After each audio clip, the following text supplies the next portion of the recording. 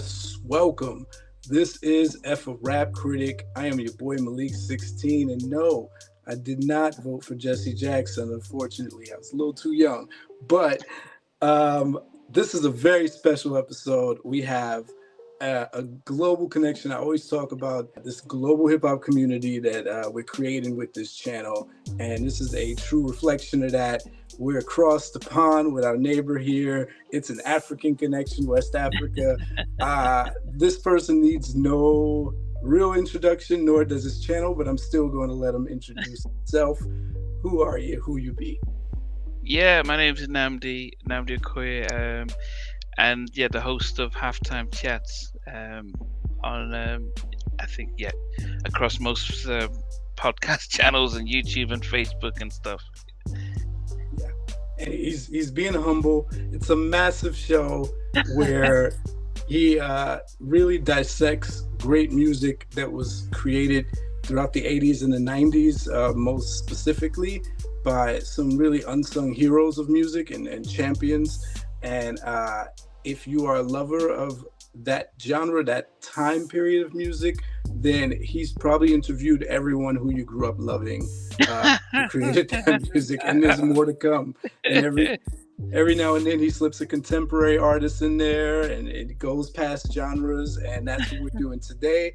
I've challenged Nnamdi to step into the realm of hip hop, but it's only like 1 foot out because it's still hip hop with a new jack twist, and so it's kind of right at the crossroads of what we both do. So this should be a very interesting episode for what the kids call the old heads, because we are going over none other than the classic album by Heavy D and the Boyz, 1989's Big Tyme.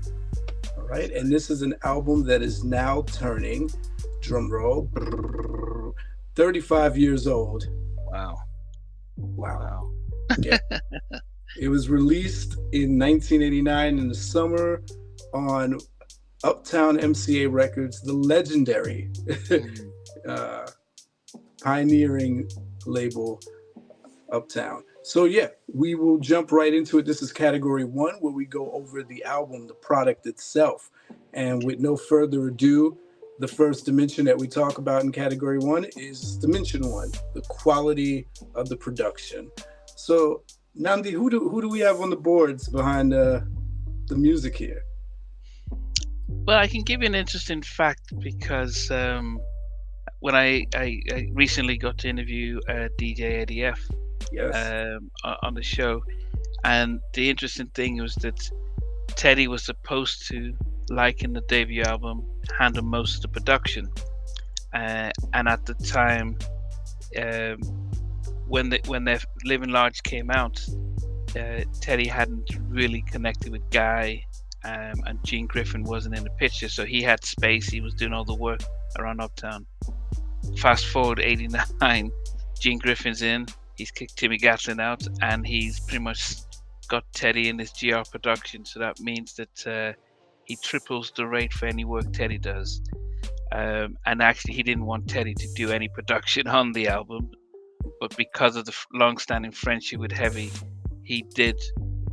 He managed to squeeze out the We've Got Our Own Thing, which was the first single and the first song on the album. And then Eddie F had to step up.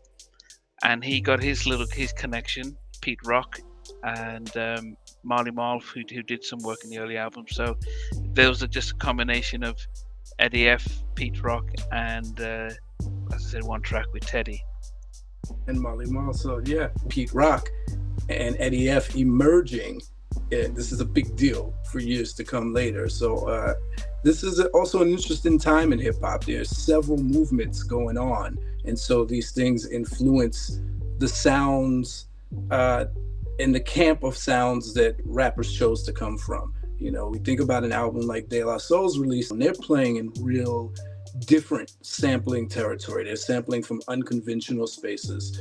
The samples here are kind of more in line with what's going on. They're big samples. They're recognizable samples. When you think about You Ain't Heard Nothing Yet, sampling the classic Grover Washington tune, The title track here is sampling Rigor Mortis by Cameo, and you're gonna hear the same James Brown and Lynn Collins drums that you hear in most of the hip hop of the day. Lots of that. But this New Jack Swing element is all the rage. This is the new wave that's being brought about by this album. And when you think about New Jack Swing's role in hip hop, Heavy D's probably the first face that you picture. That sound about right? Yeah, because as I said, yeah. Well, I would, Kumo D isn't too far off, and actually, there was a lot more with Kumo D. He didn't really get the pushes as Uptown was given Heavy and really making that more commercial. But I think, when I think of the core New Jack, I still remember those records Teddy did for Kumo D. Yeah, I think Kumo D might have been one of the first major rappers to take a chance with Teddy's production in the New Jack vein, because we know he produced the show for Dougie Fresh. You had the classical too. You had acts who were dabbling, but as far as an act who already had an established name, who was like, okay, I'll give this a swing. We see Big Daddy Kane later do a New Jack style song, but I think to your point, because there was such a push, and this becomes the lead single for this album, Heavy D is now, for a few years to come, the face you associate with successfully blending the worlds and not being a flash in the pan. I think there's some other rappers, right? There were Rex and Effects, there's Redhead Kingpin, and the FBI, but this was the, Heavy planted the flag in a big way. So on this, you're going to get those sounds that are synonymous with New Jack Swing. You're getting those funk bass lines. You're getting, boy, it's almost like they had new toys at the turn of the 80s and were using those super industrial synth hits. That I think about all the breakdowns in Somebody For Me. There's so many of those hits, those bam, bam, bam, bam, bam, bam. Yeah. But I think also, what you did get in Uptown at the time was a sense of actually, we need to do things more than just for the streets. We need to make money from this. And how do we, how do we cross over? How do we make sure everyone is bumping to these records? So I think Uptown started to think a lot more commercial with their artists. And I say this because when my first interview, my first guest was Father MC, and he mentioned that he was a battle rapper and he was really into the hardcore hip hop. But when they signed him, they said, look, that's not going to get you going platinum, double platinum.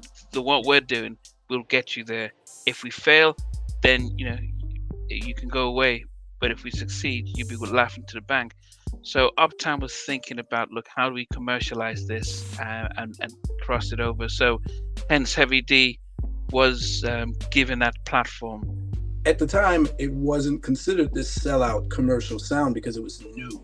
So it wasn't until a couple years afterwards where they're like, oh, this is the radio sound. But they were ahead of their time with that. And it's a risk that Heavy was willing to take, and it paid off. It also sounded like he had a lot of creative freedom even with that in mind, because he's allowed to do a song like Mood for Love, which is sort of reggae, totally, unorthodox for a traditional rap record at the time. We know there was a huge kind of cousin relationship with hip hop and reggae at that time. The parties were similar.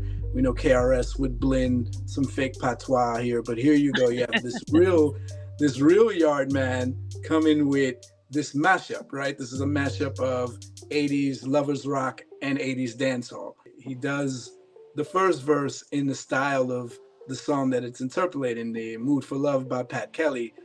And then the second verse is more like a dance hall, and you hear him do his ring, ding, ding, ding, ding, ding, ding, ding, ding. Yeah, but to be honest with Heavy, though, he was consistent with that, and he actually, after the boys, Heavy D and the Boyz broke up, he still, he went into, so kept into that. So it wasn't just a novelty act for the time. So that's something we can appreciate with Heavy when it comes to introducing us to his heritage and that reggae side. From a label standpoint, I'm just thinking of being given that freedom. Most executives be like, "What's this? What are you doing? You're singing? You're putting reggae on a rap album?" So you can tell there's a lot of trust in him. Yeah. Now with that also, what Timmy Gatlin, before he left the group, said about Uptown at the time was that Guy was self-contained, so they were like, "Oh, we can write and produce our own record. Go ahead and do that." Heavy D and the Boyz was self-contained. You had Eddie F as a producer, Heavy D writing his lyrics, and then Eddie had his crew, Pete Rock himself. You can get Dave Hall. You can get a lot of people to support with that. It's Albie Shaw and Carl West, where did the majority of their records. So, in that sense, and Jodeci. So when you're self-contained like that, the label just says, "Okay, we don't have to invest too much time and money in you. Give us the product. We may actually change a few things around, but actually that helps us now release that and focus on somebody else."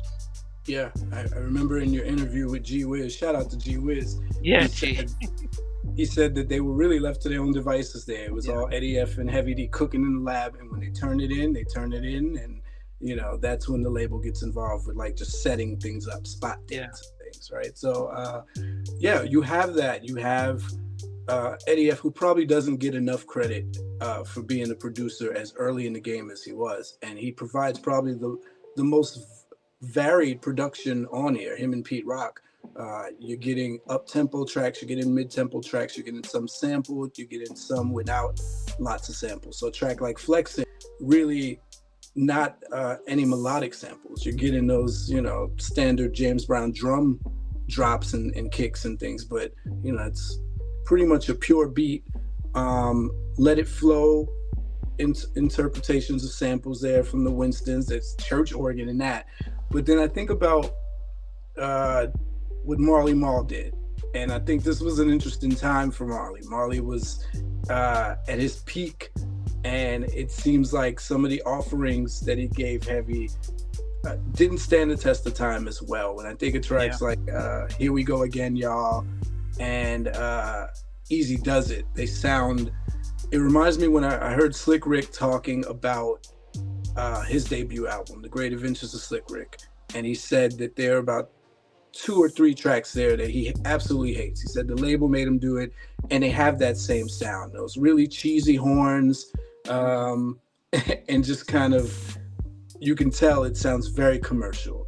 Even for an album that's not afraid of being commercial, it sounded very commercial. So the saving grace of Marley's production here is The Girls They Love Me, with that meter sample, because it has some kind of soulfulness to it, and it becomes one of the singles. But I was really surprised at how forgettable the Marley Marl production here is. Yeah, and I guess it is interesting because, I've seen in subsequent interviews, especially during lockdown, where Marley didn't feel like he was getting the credit he deserves in production. And he even claims that he was the first person to do New Jack Swing. That's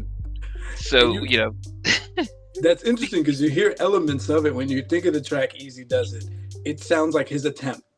It's not what Teddy did, even though Teddy's sampling, we got our own thing from a disco song. It just has this freshness, crispness to it.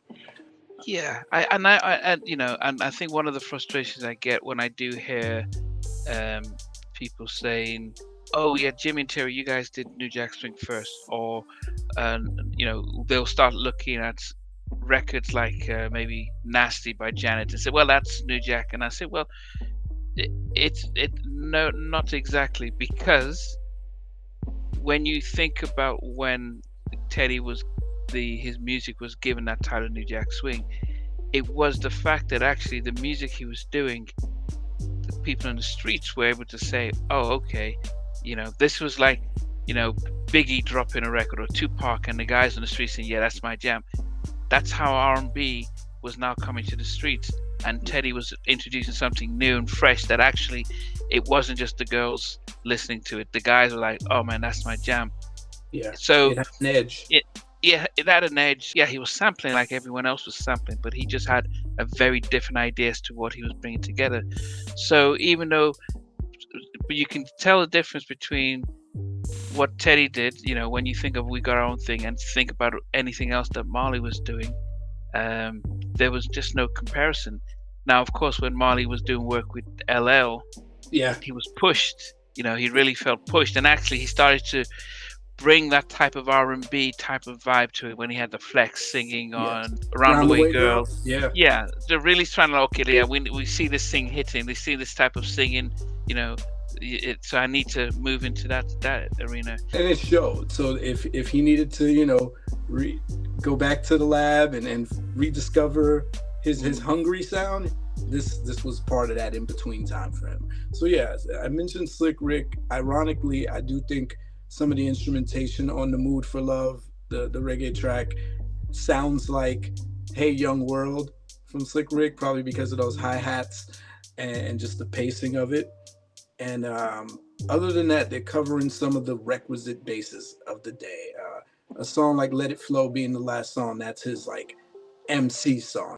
Then they cover the funk basis because funk was still important back then, right? So there's samples from Zap and Roger, more Bounce to the Ounce, and like I mentioned, the Rigor Mortis sample from Cameo for the title track. So they're trying to make sure all the boxes are checked. New Jack, dancehall lovers rock, funk, and just traditional boom bap and even some jazz. So yeah, on a scale from 1 to 5, 5 being the highest, 1 being the lowest, what would you give the quality of the production for this as a classic album? Um, oh goodness, I probably would give it. It is a hard one. I mean, they've got the 5 really quality tracks, but all in all, when it comes to test of time, probably a 3. Yeah. Okay. Appreciate that honesty. That takes us to dimension 2, which is the cohesiveness of the album. How well does it flow together as a body of work, right? So this is always a question of where sequencing. This is where the executive team comes into play, the people who were in the room and had the final decision. So you mentioned the culture of Uptown Records at the time, everyone being their own self-contained unit. So first, this probably goes through Heavy and Eddie F's approval, and they're like, I like it this way. And then it goes to Andre Harrell and company, and they're like, well, we like it this way. Either way, you wind up getting most of the singles in the beginning. You get another couple singles in the middle. But it starts off with We Got Our Own Thing, and it ends with Let It Flow. Yeah. What can we say about the sequencing here? Yeah, I mean, interesting enough, I guess for me, my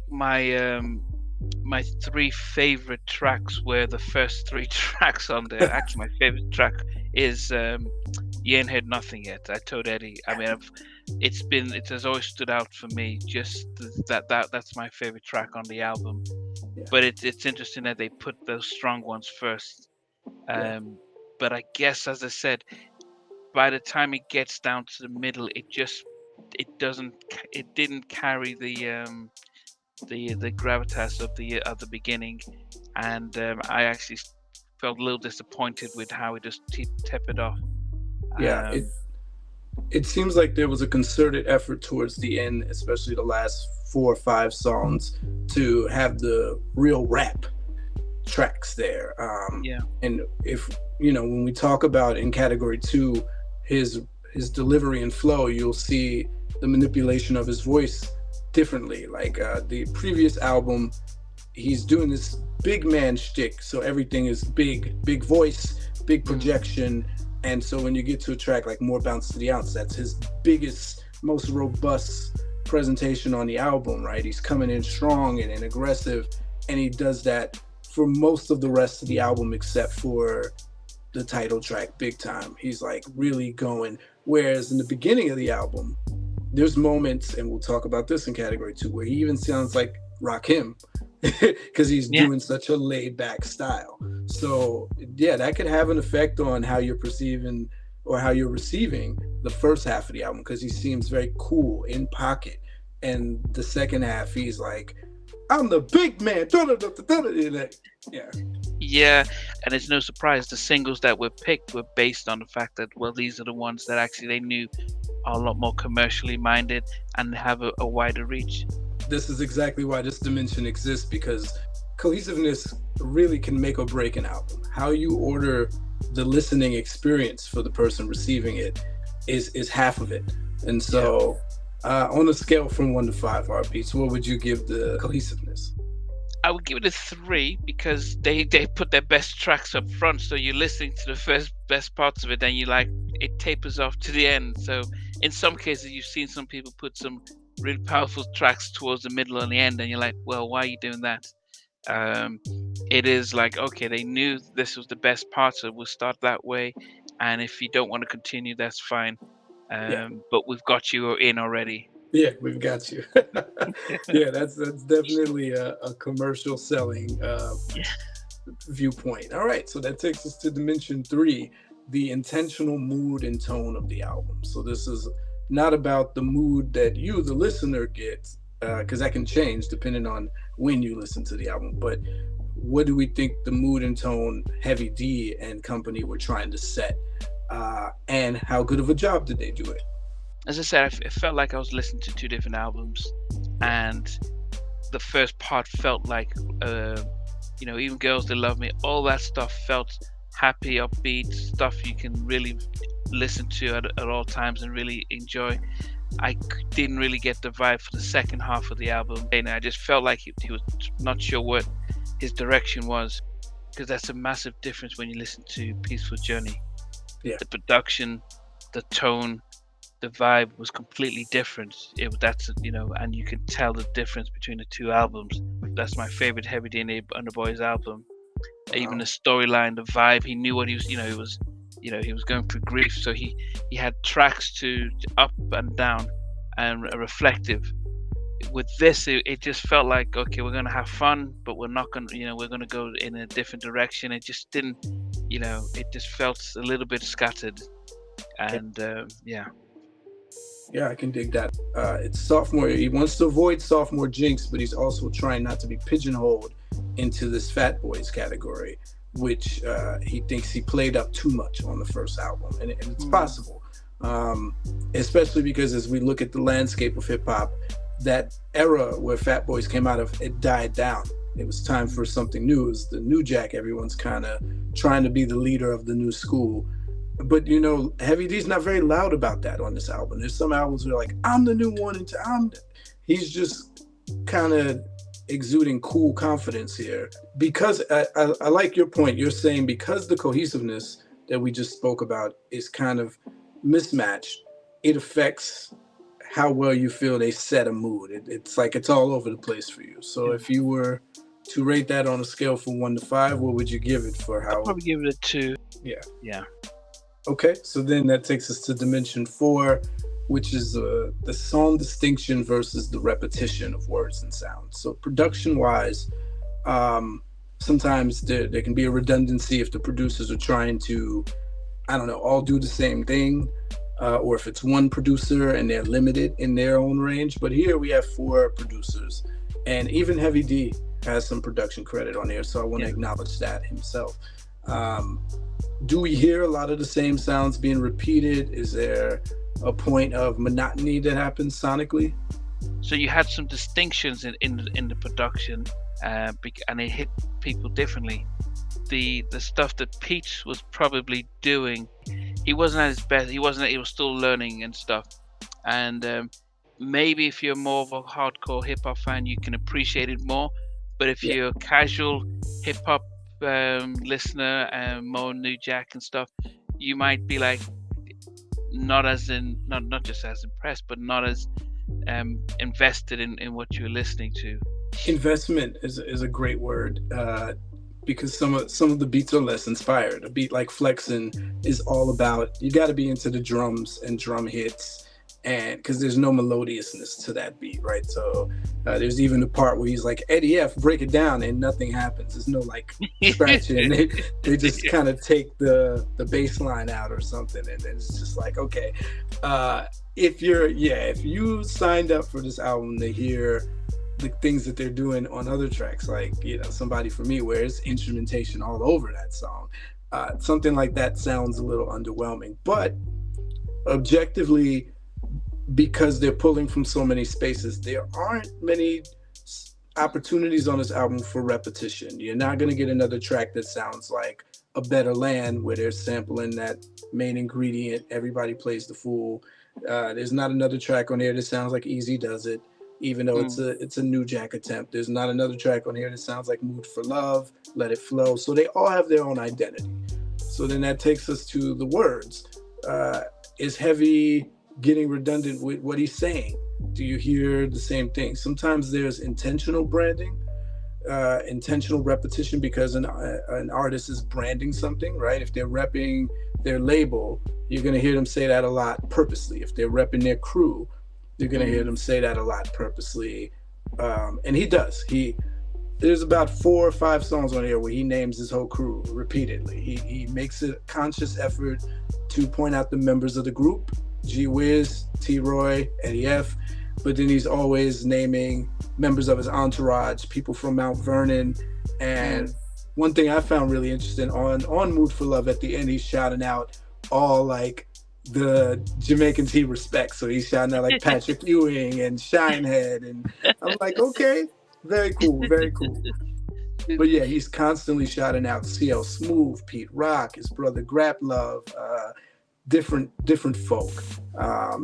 And so that's on purpose. I don't think rhyme-wise you're hearing much of Heavy D running out of things to say. He may spell his name and say his name. That's par for the course with most rappers, especially in 1989. You're going to spell your name. Was there any point in your listening journey where you're like, oh, he's just saying the same stuff? If that didn't happen, that's how you know it's not redundant. No, yeah, it's no, I wouldn't say to the extent that he was just rehearsing stuff. Maybe I would think there were some lyrics that were lazy, just didn't seem like he was making an effort.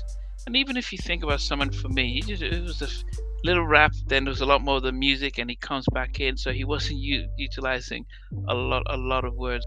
For the beats and the lyrics, what would you give it on a scale from 1 to 5 heartbeats? 5 means it wasn't redundant at all. 1 means it was super redundant. I'll probably give it a 3. Okay, we're at the midpoint now. That takes us to dimension 5, the amount of songs versus the amount of content. So we're talking about a 12-track album. This is always a ratio question. When most classic albums give us a sense of balance, you listen to Thriller and you feel like you got a nice mix of everything. On this album, how much substantial stuff is Heavy D giving you? You have 3 definitive tracks where there's a topic. There's Someone for Me and Girls They Love Me, 2 different takes of the dating life. And then A Better Land is another take on what I pointed out is a very popular hip-hop trope in the 80s. And it's admirable, but it's still cliche, to say the least. It's this song about this dream world where everything is better. Most of the rappers of the day did their take on a song like that. Run DMC, Big Daddy Kane, Curtis Blow, If I Ruled the World. So those are probably the 3 songs where the entire song is about a particular topic. Everything else seems to be a little free-flowing. Although I'll say in We Got Our Own Thing, he's dropping messages there. He's bragging, but still putting in these life lessons. Like he's saying things like, always clock others, don't let them clock you. Don't be down with anybody, let them be down with you. Be original, do your own thing. Other than that, did you pick up on anything else that was topical or substantial here? No, and that's where, and it's really interesting about this particular album because there was a different element of vibe and party with Living Large. They're coming out, rapping about Nike, don't you know? So it was a very bubblegum, like a New Edition type of hip hop track album, so you can enjoy it from that point. You get to this, as I said, you come up with some really first half big tracks. You're singing about love. you're really introducing you ain't heard nothing yet. He's respecting himself. It just felt like, I'm just going to rap about this now. I'll rap about that now. Yeah, There wasn't a sense of, well, what is the album about? Is it a love album? Is it a battle album? What are we getting at? I'll throw Mood for Love in there as well. That's another song about relationships, dating, right? So he's Mm, got three relationship songs, one song about a better world. You can say a third of the album is topical, right? For a short album in the 80s, maybe that's all you need. For a short album in any era, maybe that's all yeah, you need, because it's surely more than what a lot of rappers do these days. yeah. You'd be lucky to get one song. But if we're looking at that content versus the amount of songs, what would you give it on a scale from 1 to 5? I would give it a two, well, three. I'll give it a three, Okay, just to be fair with it, fair enough. because yeah, Fair enough. That takes us to Dimension 6. Dimension 6 is the features. It's always interesting when I review 80s albums because featuring someone on your album in the 80s wasn't such a big thing. That was more of a 90s concept for hip hop. mm, And Marley Marl, ironically, is one of the folk responsible for that, this idea of the posse cut. And you saw that became like a requisite on Heavy D albums after that, like Blue Funk. He had like one of Biggie's first appearances, right? So here, the only real feature you have is I'll Be Sure. yeah, Yeah. And the reason this is a dimension is because features in today's culture, it could either help an album very much or hurt an album. It could dilute it, or it could give it that push it needs. In this case, it seems like I'll Be Sure helped this album very much. Do you agree? I mean, I'll be sure at this point was the new, the young Michael Jackson, just global hit with, and so um, I think at that time people would not realize that Al was in the heavy posse, and they got their deal, and he was just hanging around them. But Yeah. because he blew up, he became the big star. So feature wise, it made a massive difference. Yes, it didn't seem at that point in time as we need to really emphasize the feature as much as they did Albie Show, because Albie Show was a big star, and they really wanted to capitalize on the success he had with his debut album. I remember like yesterday the episode of A Different World where Heavy D guest stars, and it's the famous interaction with him and the Whitley Gilbert character, and that's the song he performed. And I don't think I'll Be Sure was on that episode with him, but I just remember that song was featured in the episode, not in the Yeah. post, not in the post credits or anything. And so yeah, it's huge. The video got a lot of attention. Yeah, I And love the video. to your point about what would have happened if Teddy was more present, if you believe that everything happens for a reason, this is what allowed Eddie F to emerge. That hit may have not been made if Teddy was around, because Teddy would have handled the hit making. This forced Eddie to have to think like a hit record producer. G-Wiz in your interview with him stated that Eddie was already doing music with I'll Be Sure. Like they were already doing this kind of stuff. So he probably making that track was very comfortable for him, because it's like, oh, I get to work with my in-house person.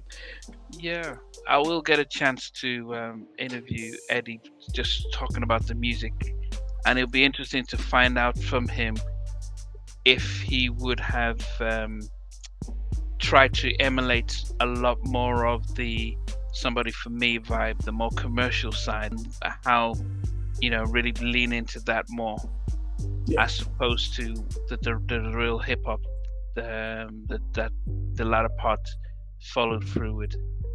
gotcha. Uh, So as far as this one feature, what would you give it on 1 to 5? 5 being a great, it was very necessary and very helpful, and 1 being no, I think for that album and how it, I would give it a 4. If you're doing a feature, get the biggest star out there all over the video yeah, and the track, agreed. and yeah, And they had the money to do it, and they had the connection, so it probably cost nothing. It was probably the homie handshake and yeah, royalties. yeah. I mean, they put Al on the map. they brought him, so it was they signed him, and so yeah, it was. But I think for Al, he was having fun in the video and everything, and but as I said, for that feature, it was massive. Yeah. So then that takes us to dimension 7, the most subjective dimension on here. It is the question of, does the weakest song or do the weakest songs on the album bring it down? We're not debating that this album is a classic album. It's just in the pantheon of classics, how classic is it? Because of the songs on it. There's a lot of great albums where one song kind of disrupted the listenability of it, or everyone, if they could remix it themselves, they would leave 1 or 2 songs off. I kind of already know what you're gonna say, but I'd love to hear what songs you skip on here. What's the weakest link here for you? I had a good fresh listen to it. I didn't like More Bounce. More Bounce. It just felt. And here we go again, y'all. Let me see. Yeah, so those, the flexing also. So the actually, I would say the 8 to 11, those last 4 tracks, I just weren't really, I like Easy Does It, Better Land, Girls That Love Me. I think I'm in a mood for love. Yeah, I think it just it went from 1 to 7. Like, yeah, it's okay. That's a great album. And then you get down to 8 to 11, and you're like, okay, that's it. I'll skip those. I've done. That's just a personal opinion. Yeah, so, And so Nnamdi's version of this album would be more like an EP. It'd be like a 7-song EP. Yeah, I think it is strange. But when you think of it, if they just stay with 8 tracks, my favorite album is Make It Last Forever, 8 tracks. The Guy album is 10. I think I would have been fine with 10 tracks, and then I would have could have tried to manage 2 of them. Depending on how they were sequenced, yeah, absolutely. Yeah, those last 4, I could have just tried to find the best out of those last 4 and kept it on. Yeah, as a hip hop fan, I think ending it strong with like Let It Flow is fine because it's such an MC track. It's so high tempo, it's fine, but there are songs in between. On a scale from 1 to 5, what you're rating here is how much they chip away at the album. So you name the ones that you skip, but how big of a dent do they leave? It's a 5 if it has no impact, and anything less than that means it really, really sunk. Yeah, I'll give it a 2.5, so I'll just balance it out for it. Fair enough. All right, we're at the home stretch here. So Dimension 8, Mass Appeal.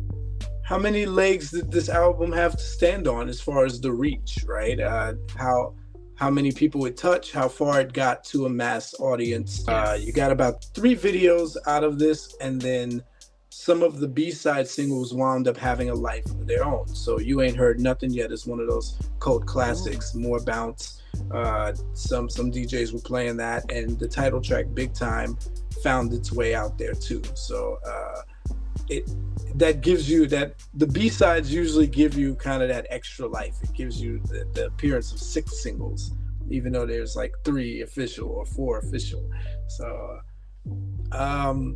did you say this had what it takes? If you were an A&R in 1989, would you say yes, this album has commercial viability? Most definitely. I think, when I talk to a lot of my guests and I tell them, look, that your album didn't just blow up in America, didn't just blow up in Europe. It then went from Europe into Nigeria, into parts of Africa. Karen White is massive in South Africa, and it wasn't because MCA or what label was she on, Warner Brothers, released the track out in South Africa or stuff like that. It's just the fact that actually it caught on the radio. And that's the same thing with this album. It wasn't like they were selling the album on the streets. It was the fact that DJs were playing at parties, Somebody For Me, and we got our own thing. And then Girls They Love Me. Because in Nigeria and other African countries, the more upbeat tracks were things that we were used to. We know the whole drums and dancing and stuff. Slow jams aren't as big, aren't as accessible for us. So it did well in the UK as well. So I've got my friend, colleague, co-host on the New Jack Swing podcast, Stevie, when he talks about somebody for me being in a club here in the UK and just hearing dum dum dum dum, you know, that's just like, wow, what is this? So for us outside of America, it was like, wow, this album really captured the imagination with those first three singles. From that point of view, yes, as an A&R, I would listen to those first three singles, and I'll think, okay, we've got something here. And that's what matters, right? If we consider the agenda that Heavy wanted to be taken seriously, he wanted to cement his place in hip hop as a serious leading figure. He wasn't trying to be the king. Mission accomplished. He's now a name. He's a popular radio darling. The videos are in rotation as well. And he's now shown you that he can make dance records. He can make romance songs and still be taken serious. Like, hey, yeah, this is a relationship song. Listen to it, and you can party to it. And then he can rap. He proved that he can rap on songs like You Ain't Heard Nothing Yet. Like, I'm just rapping. I can spit. And to sell units with that, to your point about the Uptown MCA model, he had the right team behind him. They were able to position them. I heard G-Wiz say something like, at this point, they had got endorsed by Nike. Yeah, I mean, this is the time they had Sprite. They were doing the stuff for Sprite. So he had the image. He was safe for kids and families to listen to. That was what he established. So that was a lot of work to be able to separate himself from that, to not become a gimmick, not become like the Fat Boys. Yes. But to be able to be taken seriously, where nobody wanted to beef with him. Everyone loved Heavy. You know, that's not an easy thing to do in the industry, to be able to come out there and no one's trying to take you down. He was always respected as safe but cool. Yeah. And I can't quite put my finger on how he did it. I think a lot of it is the confidence, because this is not an album of softer fare. He's still rapping very braggadocio about crushing the mic. It's not aggressive. He doesn't have to do it aggressively. He does it with confidence. And so that's appealing to a lot of people. I can see how men, women, black, white, all could get into it. He goes and does Do Me Right with Guy. Yeah, and right before that, he did Coolin' with Levert. Yeah, then he's doing All Right with Janet. Yeah. You know, so he was mixing, he was doing, and you know, the rap on Cooling, you know, it's a very, you know, but then also the stuff he's doing with Janet, he's dancing, and that's an amazing video, his rap there, his performance. So people were like, wow, they're respecting Heavy for what he's doing. You know, when he missed out on the Grammy, he talked about how important the Soul Train was. So he was very much, this is for you guys. But he wasn't beefing with anyone, and he wasn't trying to say I'm the greatest or anything like that. So people didn't have any beef with him. And the marketing, I think, what was the company that G-Wiz said that they were with, in whatever marketing company they were with? He said this was the turning point where Heavy said, no more club dates, they're only doing tours. And so they said that changed their life. They were doing bigger arenas, they were doing Fresh Fest, they were doing things, but the endorsements are still a very new thing in its infancy to hip hop. Run DMC, it just did something with Adidas. So to have Nike behind you, to have Sprite, and I mean, Heavy D is one of the first to really like advertise Sprite and be the face, the hip hop face of it. These are mega things. And crossovers like appearing on A Different World, not just as the rap act when the credits are rolling, but you're in the episode. In the episode. And they're featuring your song. All these things help for mass appeal.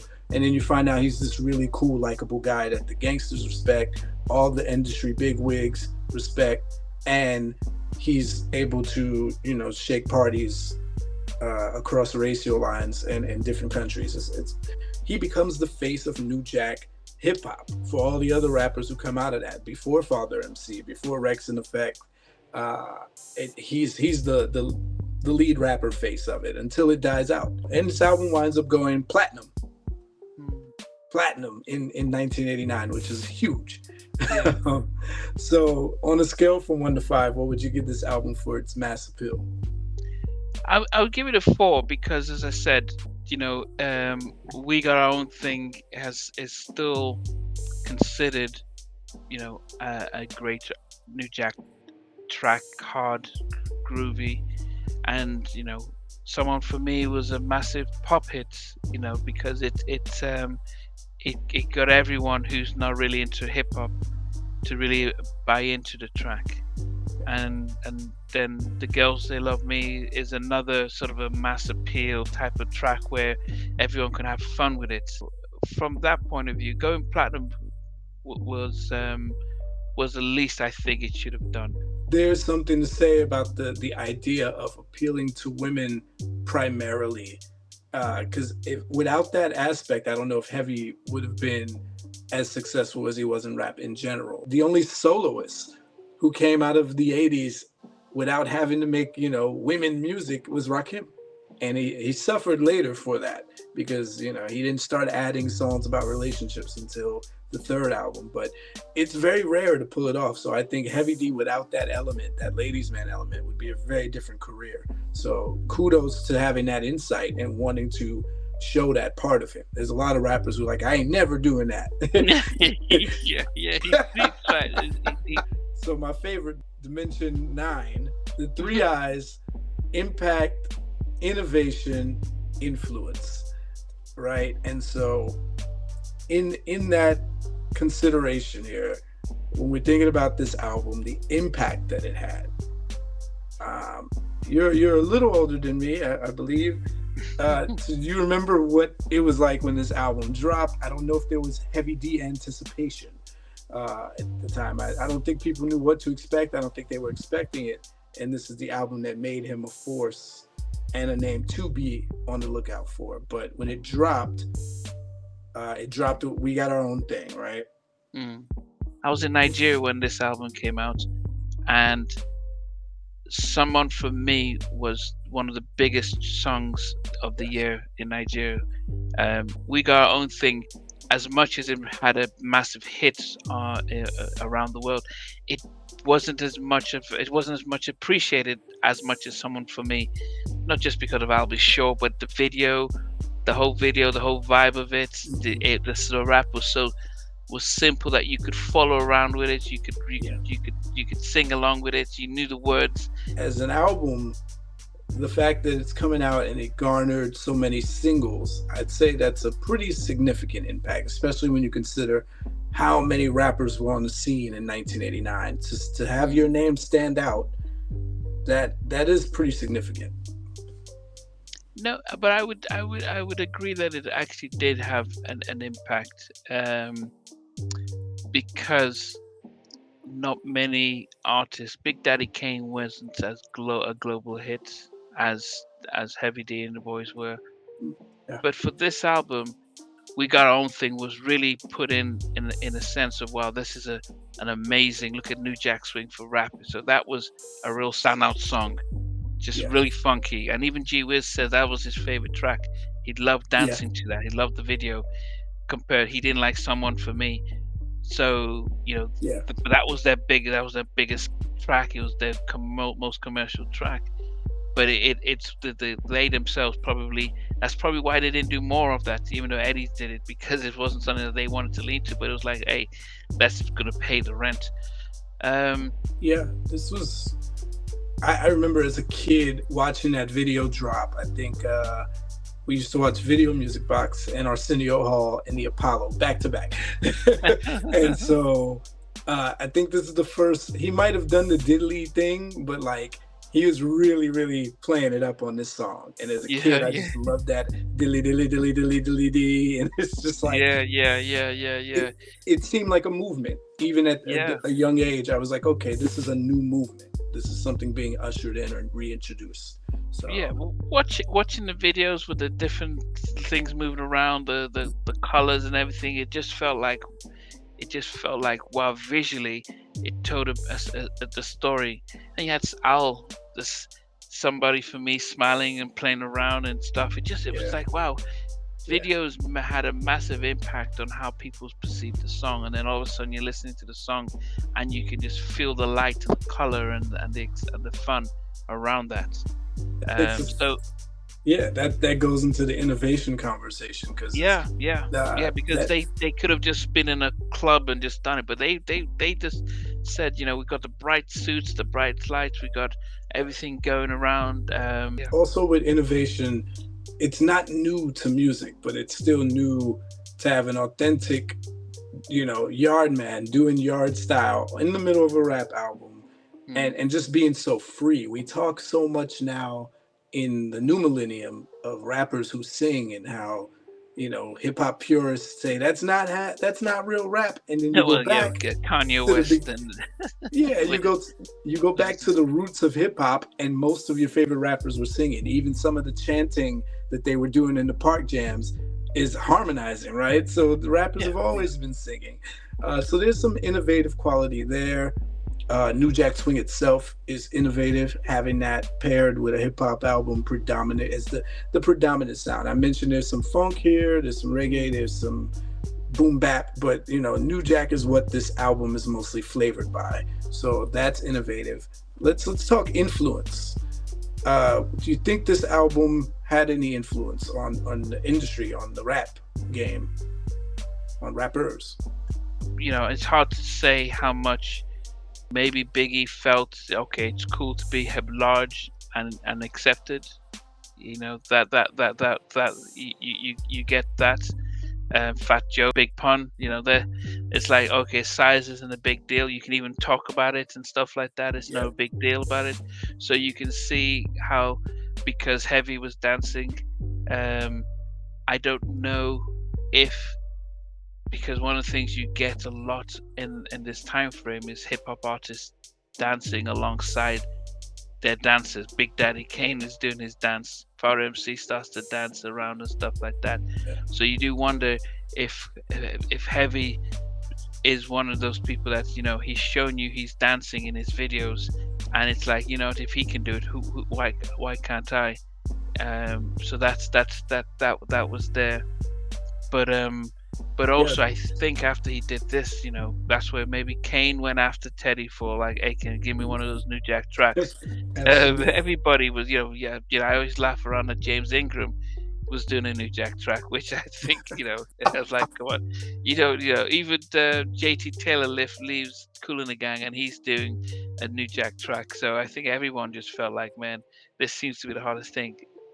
Yeah, this is out there. I love what you said about the dancing because you just made me realize it really wasn't that prominent for the rappers themselves. Everyone had like a little background dancer. You Yeah, to like yeah, yeah. how Houdini had UTFO as their background dancers, but like, yeah, he's one of the few. And then for at least a good 2-year run, we're seeing the rappers do that until that becomes seen as like corny. But Heavy never Yeah. did that because I think even later in his career, he was still doing a little two-step in his videos. So Yeah, yeah, yeah. Even up to Nothing But Love, he was yeah, dancing, and I think, even when he went solo and did the first Heavy D album in yeah, what a '97, bed. he Yeah, what a bed. Yeah, he was yeah still doing his dance step, and I think Heavy made it like, yeah, you can be big, you can be a yeah hip hop artist, but you can also be a dancer. And I'm not just gonna, I've got the boys, and I'm gonna show you that I can actually do what they're doing. yeah. There's some influence there, and me personally coming up, he definitely influenced myself. Heavy D was my favorite rapper. Him and Dougie Fresh were my favorite rappers of the '80s. I like Kumo D because I was a kid. I always thought he looked like a superhero with those glasses, but With the I big didn't like him glasses. for yeah, I didn't like him for his rap. I liked him for his image. Like, oh, that's a cool Okay. looking dude. But like Heavy D, it's that cool confidence, and I think it's kind of across the board written in most hip hop journalism that they just directly credit him for the Biggie wave. They're like, he, if not for him, not making it a novelty to be big and get women, but to make it just a no-brainer. Like, yeah, we do that too, and we might do it better than you. Yeah, yeah, Especially coming from that uptown family tree where we know Puffy comes from that branch. It's a direct line. You have to almost know and assume that that's where the Biggie image came from. right? So yeah, and but also the fact that Puffy grew up in Mount Vernon.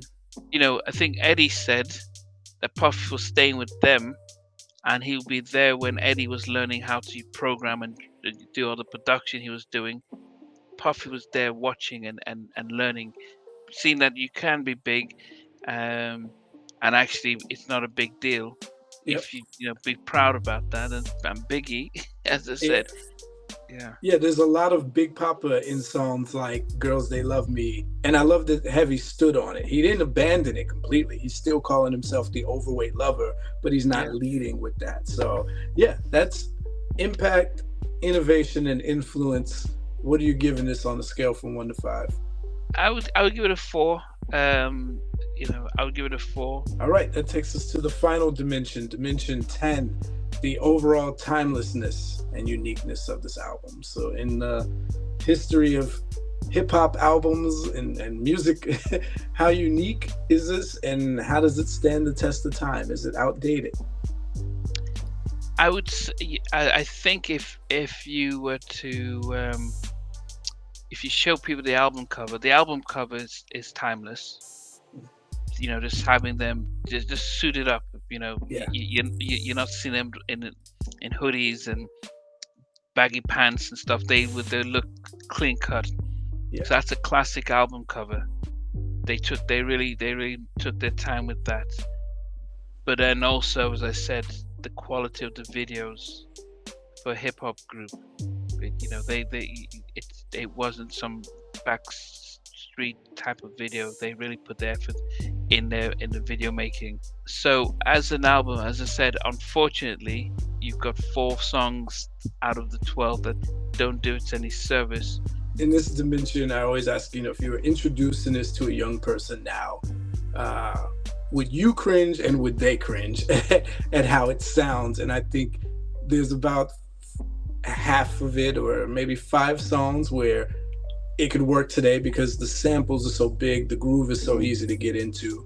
I think sometimes when you sample from songs that were already huge on their own, it's called the cheat code because it's kind of already got an advantage because there's the familiarity factor. If I put out for my kids someone for me, they would appreciate the video and appreciate the song, how easy it is to follow through with it.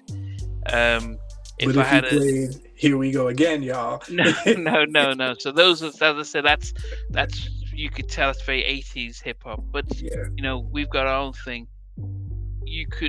Kids are dancing now. You play that, they're like, okay, this looks like something I'm going to try and do some dance moves and routines to.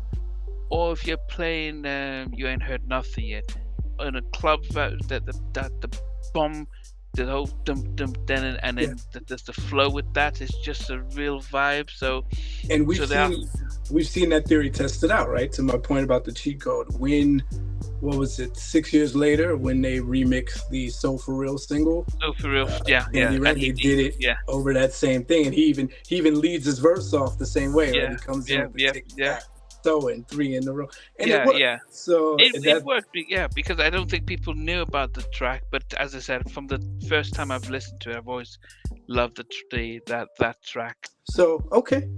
When it comes to timelessness and uniqueness, on a scale from 1 to 5 heartbeats, what are you giving this? I'll give it a 3. There's 4 or 5 tracks that are based on the time. Like back in the day, you'd listen to it and you can flow with it, but now it's just like, nah, it Yeah, it doesn't didn't work last. now. Absolutely. All right, y'all. Well, on that note, that concludes our category 1 breakdown and review and an expert analysis, if I don't say so myself, of the classic album Big Tyme by Heavy D and the Boyz. And fun fact, you happened to just randomly choose this album, but this was an album that we were slated to cover on the channel anyway, so it worked out perfectly. Nnamdi, I want to thank you for your time. Can you please let the people know where they can find you and what you have cooking up next with Halftime Chat? Well, you just search Halftime Chats on YouTube or Google.